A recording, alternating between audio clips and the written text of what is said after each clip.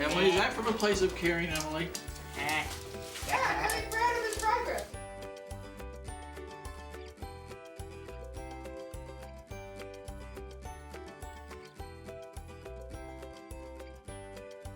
Hi, my name is Mark Meister, and my wife and I have been married for 3 years. How are you? Good. Should have been here at Christmas when we had, all of us were here. Because we're missing 4, plus Noah's girlfriend, Dominica, so there were 10 of us. Our son Noah, who is 24.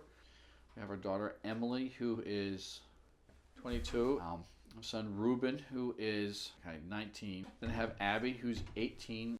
Amara, 16. Azarius, who is 15. And Shaylee, who is 7 and a first grader.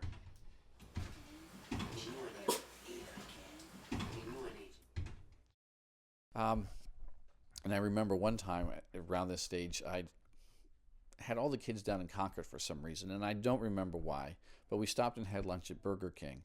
I remember a gentleman came up to me, and he asked me if I was a social worker of some kind, because all the kids were sitting around the table, and I said, no, this is just my family, you know.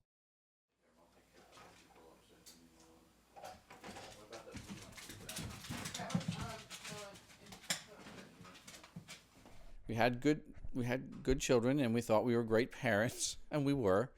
And then we adopted Abby from Romania, and when we brought her home, we knew immediately that she had some significant health and behavioral issues.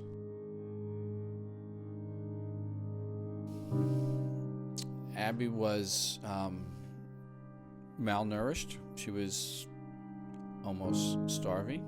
She couldn't walk, she couldn't talk, she couldn't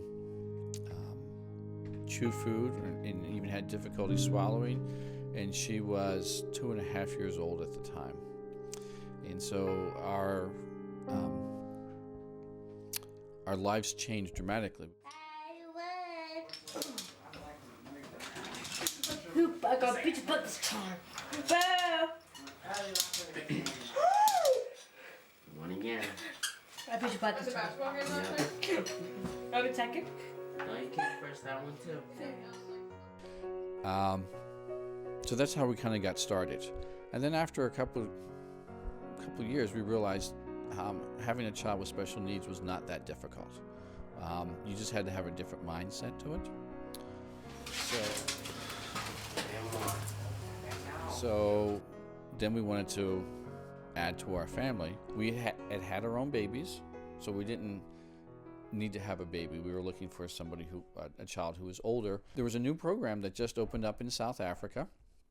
So my wife and I found out more information about this little boy who was 18 months old, and make a long story short, we ended up going over to South Africa to adopt,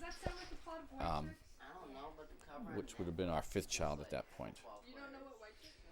And while we were adopting him, at the orphanage, we met another little boy who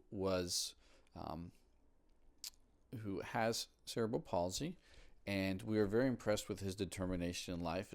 He wouldn't slow him down. He would go to the playgrounds, he would play the games, he would do all the things that the other kids were doing. He kind of would crawl on the ground, and we were very impressed with his tenacity for life.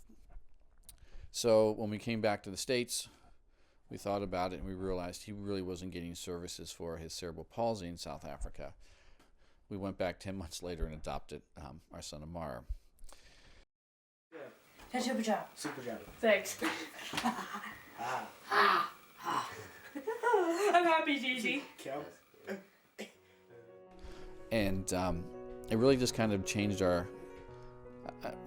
the expectations that our family has for people. Just they don't have to be perfect to be, you can love them anyway.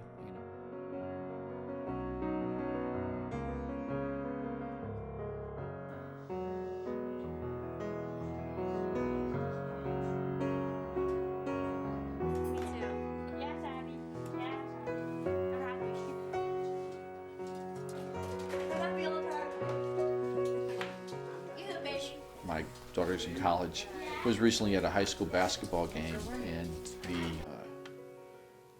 handicap parking spots were next to a door that was locked. And so she went in and spoke to the athletic director, just saying, you know, you can't lock the doors by the handicap parking spot. I think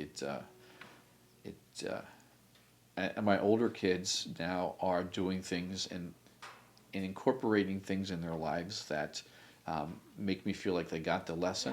And The one thing that these losses are easier to make.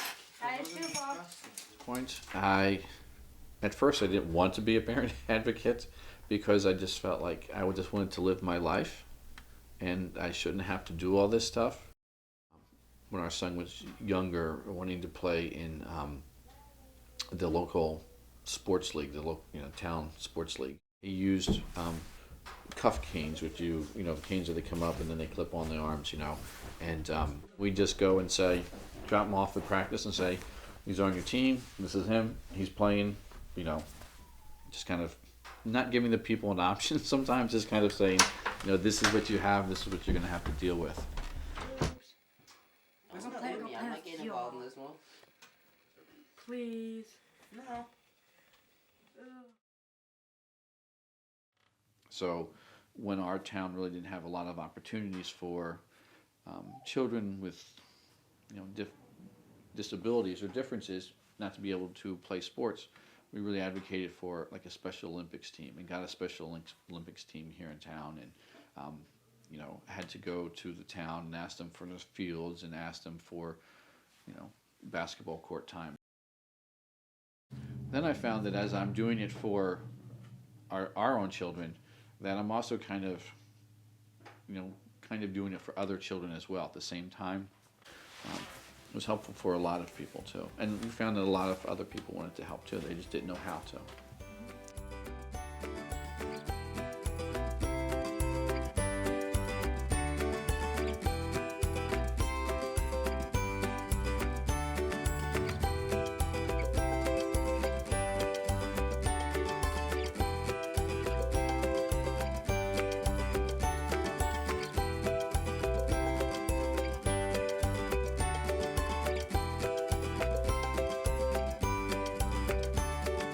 My voice matters. One more time. Okay, my voice matters.